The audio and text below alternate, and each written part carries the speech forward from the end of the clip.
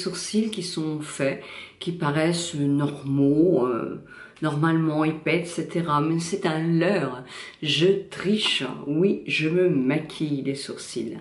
Alors, je vais voir les techniques que l'on nous propose, quels sont les inconvénients et les avantages.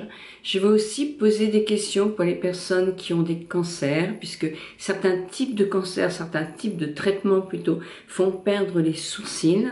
Donc, je vais poser des tas de questions. Les sourcils sont rarement identiques d'un côté comme de l'autre, et vous le savez bien. Pourquoi? Tout simplement parce qu'on n'a jamais un côté du visage pareil à l'autre. Et de plus, avec le temps, et nos positions, quelquefois, pour dormir, pour être tout simplement, on a souvent un côté qui chute un tout petit peu plus que l'autre, et le sourcil aussi.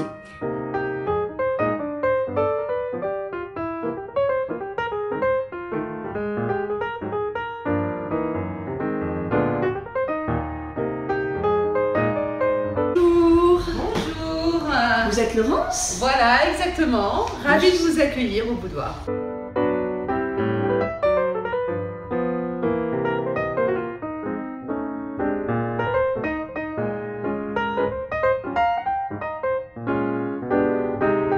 Bienvenue à Neuilly. Bienvenue à vous toutes aussi, parce que je sais que c'est un sujet qui vous intéresse beaucoup. Florence, au boudoir du regard, est une spécialiste de tout ce qui touche le regard. Mais là, je viens vous voir pour les sourcils. Oui, on va vous faire des beaux sourcils, on va lifter la paupière, on va faire vraiment ce qui intéresse tout le monde aujourd'hui, c'est-à-dire de retrouver de jolis sourcils avec un joli regard et sans cette fameuse queue qui tombe. Et bien bonjour à tous, à toutes, et bienvenue au boudoir du regard. Merci Nicole d'être venue nous voir aujourd'hui. Ça me fait très plaisir. Voilà, donc aujourd'hui on va parler des sourcils, bien sûr, c'est un sujet, c'est un vrai sujet de société. Vous savez que les sourcils c'est très important parce que c'est la seule chose que l'on a vraiment de typique à l'être humain. Personne, aucun autre animal sur la Terre n'a de sourcils. Tiens. Et donc les sourcils ont un vrai rôle social, d'accord? Donc le rôle social des sourcils, c'est le reflet que l'on va donner aux autres. Alors c'est très important et à tout âge. Quand on est jeune, c'est important parce qu'on a tendance à les épiler parce qu'on veut faire un peu comme tout le monde et on ne sait pas faire.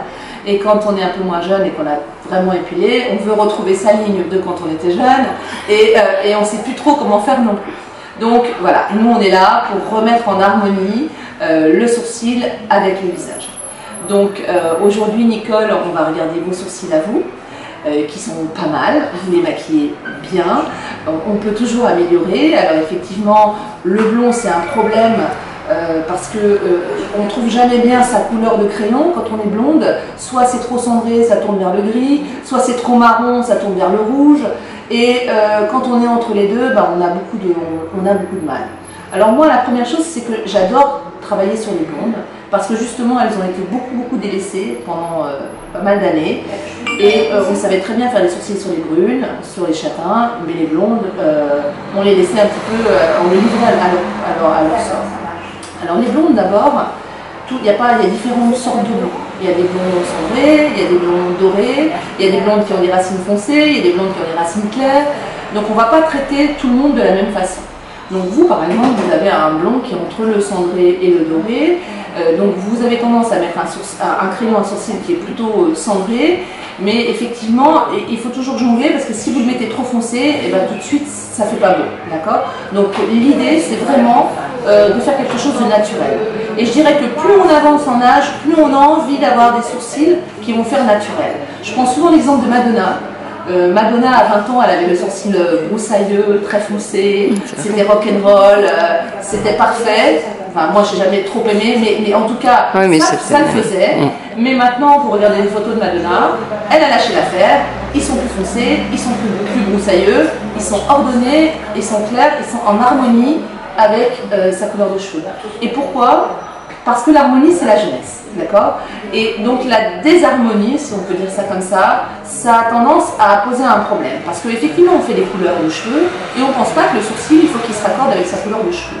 Et quand on ne raccorde pas son sourcil avec sa couleur de cheveux et qu'on a 20 ans, on voit bien qu'on a 20 ans, c'est pas un problème, on peut faire rock'n'roll. Mais quand on ne le fait pas à 60, on ne fait plus du tout rock'n'roll, on fait laisser aller et en plus ça a tendance à focaliser toute l'attention sur cette partie-là. Et on n'a pas forcément envie, ça a tendance à accentuer aussi la visibilité des rides. Les rides d'expression, les rides qui sont autour des yeux, etc. Donc on a besoin d'être en harmonie avec sa racine de cheveux. Donc on va faire ça aussi au boudoir du regard. Ah ben c'est super, voilà. C'est super. Voilà. On va remettre en harmonie la couleur des poils quand il le faut, pour ensuite combler les trous. Alors soit nos clientes ont envie de faire la pigmentation, elles ont vu leur copine, elles en ont entendu parler, et elles sont prêtes à franchir le cap. Soit elles ne sont pas prêtes, on a aussi des soins qui sont là pour pendant 15 jours avoir une espèce de poudre, enfin c'est comme un gel en fait que l'on applique derrière le poil et qui va permettre, on appelle ça le Perfect Glow 3D, et qui va permettre d'avoir l'effet pigmentation sans avoir la longévité de la pigmentation. Donc voilà, mais à partir du moment où on est, je dirais, sûr de ce qu'on veut, il vaut toujours mieux faire une pigmentation parce que ça dure plus longtemps, on est tranquille. Quand on transpire, quand on va se baigner, etc., on a des sourcils qui sont rainproof, comme on dit, ça veut dire résistants à l'eau. Donc vous allez à la piscine, vous mettez un bonnet. Un jour j'ai une cliente qui m'a dit mais super, je vais pouvoir enfin mettre des bonnets. C'est la question. J'ai dans ma communauté un certain nombre de personnes qui sont soignées pour un cancer, qui font une chimiothérapie. Certaines ont perdu leurs sourcils, leurs poils, enfin de sourcils en l'occurrence, parce qu'on parle du sourcil. Que leur conseillez-vous? Est-ce qu'il y a des pigments qui sont plus ou moins dangereux? Est-ce qu'il vaut mieux le faire avant ou après la chimio? Voilà, j'ai besoin de plein de conseils. En fait, concernant les femmes qui ont un cancer du sein, on peut évidemment, bien sûr, leur faire les sourcils, et il faut faire les sourcils avant la chimiothérapie. Pourquoi? Parce que la chimiothérapie, on ne sait pas comment les personnes réagissent et elles peuvent devenir immunodéficientes. Et quand on devient immunodéficiente, évidemment, on ne va pas s'amuser à vous faire des petits trous dans la peau parce qu'il y a dans l'air des bactéries. Vous pouvez c'est potentiellement violent pour la personne et elle peut faire des infections. D'accord? Donc on ne va jamais pigmenter quelqu'un qui est en traitement de chimio, on va la pigmenter avant. Parce qu'on sait que les produits de chimio, et notamment ceux du cancer du sein, font tomber les cheveux et donc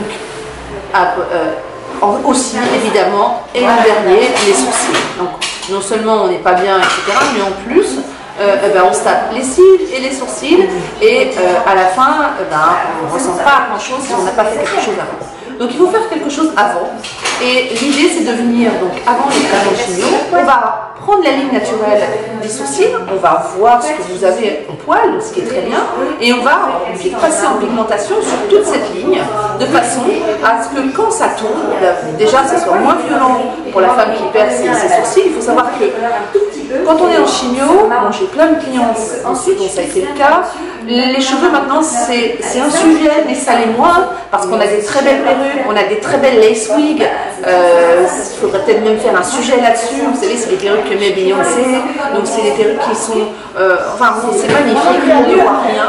Par contre, les sourcils, c'est ce qui va trahir, c'est ce qui va faire qu'on va savoir qu'il se passe quelque chose.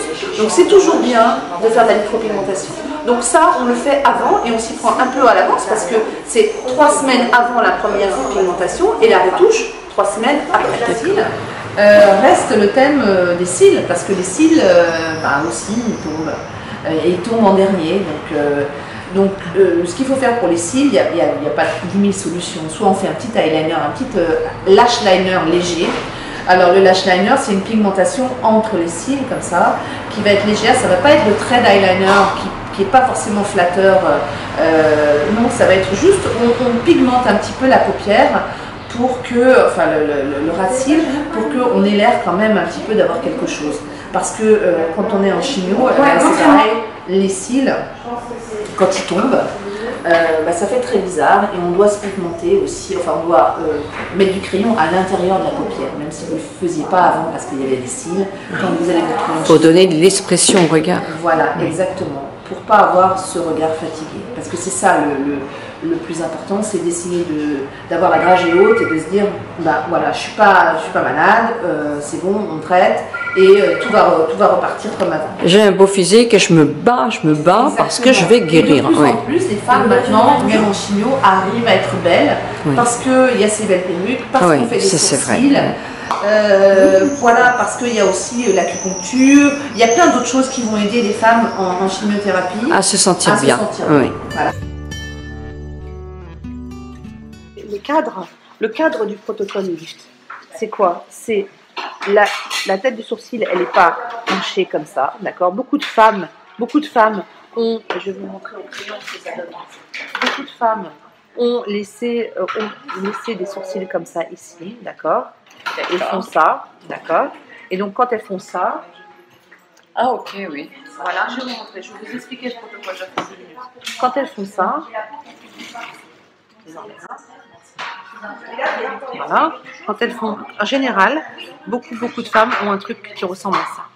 Donc là déjà, le sourcil part pas en parallèle, ça s'arc ici et ça descend par ici. Et alors là, c'est paupière qui tombe assurée. Ah oui, d'accord, c'est sûr. Oui, ça, c'est la paupière qui tombe assurée. Et ça, c'est assurément 80% des gens. D'accord? Donc, qu'est-ce qu'on va faire? Moi, je vais enlever. Voilà. Donc vous, la chance que vous avez dans le sourcil, c'est que vous avez des poils sur toute la longueur. Ce qui est vraiment bien, parce que ça va nous donner une super belle base. Donc on va prendre vos mesures.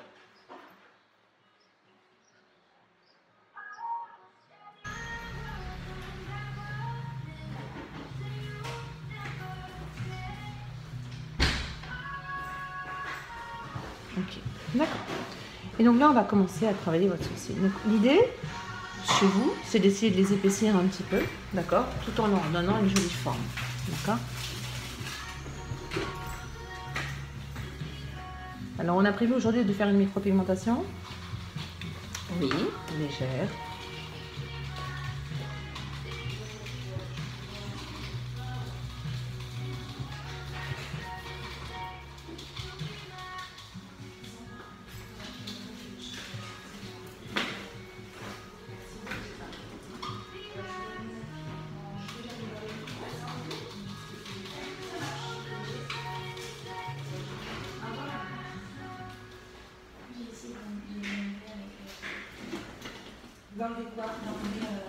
Donc là, pour l'instant, on dessine simplement, pour voir. Ensuite, on va s'asseoir, une fois que j'aurai fini de dessiner, de faire le premier dessin, pour voir exactement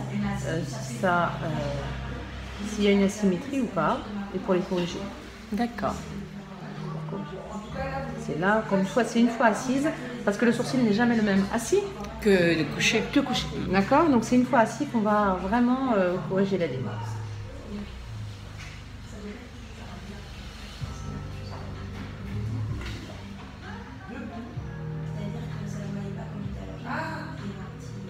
Une des règles aussi, quand on maquille le sourcil, là je fais un maquillage vraiment très ce qui n'est pas, c'est juste pour la pigmentation. Oui, je comprends bien. Mais quand on maquille un sourcil, on doit toujours laisser la tête du sourcil beaucoup plus claire. Ah oui, d'accord. Ah oui, ça je savais pas. Ça doit aller en dégradé parce que c'est ça qui va faire le côté naturel. D'accord, et plus doux aussi. Oui, d'accord. D'accord. Et limite, on travaille avec on va créer une gamme de sourcils, on va travailler sur toujours 2 couleurs et on travaille toujours sur 2 couleurs. Si vous voulez, même quand on va pigmenter, on travaille sur 2 couleurs. Quand on a des sourcils naturels, on a la peau, le sourcil avec des poils d'une certaine couleur et on a une chose qu'on oublie toujours de prendre en compte, c'est l'ombre des sourcils sur la peau. Ah oui, d'accord. Et qui fait que ça va donner un effet un peu flouté. Et comment retrouver cet effet un peu flouté quand on est dans le travail on parle de pigmentation, quand on parle de couleurs qu'on va mettre dans la peau. Donc on va essayer de donner du relief et c'est pour ça qu'on travaille sur plusieurs couleurs. D'accord. On en apprend des choses là. L'utilité, c'est vraiment ça. C'est un arc hyper central et quand on a un arc central comme ça, on a toute la paupière qui se casse la figure. On le voit bien là. Voilà. Donc voilà la différence. Ça, c'est ce qu'ont 80% des femmes. Ah oui. Et là, ça, c'est ce qu'on fait au bout du regard, un protocole lift. C'est super. Regardez, il n'y a que le dessin. Tout est et regardez tout de suite le lift du regard. Les piments sont français. Ils sont du sud de la France. Et évidemment, toujours éviter les piments qui viennent d'on ne sait où, peut-être de Chine ou d'ailleurs, et qui sont ni bons Parce que là, ceux-là, les piments français, sont aussi intéressants parce qu'ils sont utilisés dans le médical, hein, c'est ça, oui, tout à fait. Florence. Voilà, c'est tout.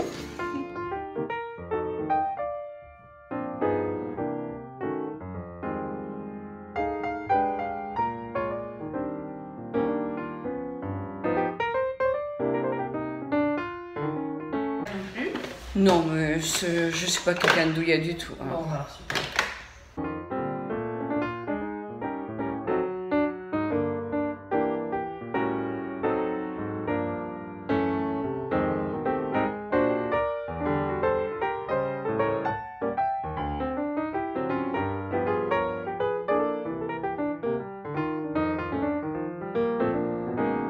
Parce que dans 15 jours, je retourne au boudoir du regard pour La retouche. la retouche On va finaliser tout ça. et puis vous répondre à toutes vos questions. Avec grand plaisir. Voilà, donc des boudoirs du regard aussi, il y en a dans beaucoup d'endroits. Donc suivez bien la vidéo, suivez bien le blog pour savoir tout ça. À bientôt. À bientôt. Et voilà le résultat. Alors ce résultat-là, ce n'est que le début. C'est-à-dire, comme vous l'avez compris, je suis allée une fois au boudoir du regard, le boudoir du regard. Voilà ce que ça donne. Évidemment, il y en a un qui peut être un petit peu plus clair, vous voyez, un petit peu plus clair que l'autre. C'est normal. Toujours, 3 semaines après, il y a une rectification. On va voir comment je tiens les piments.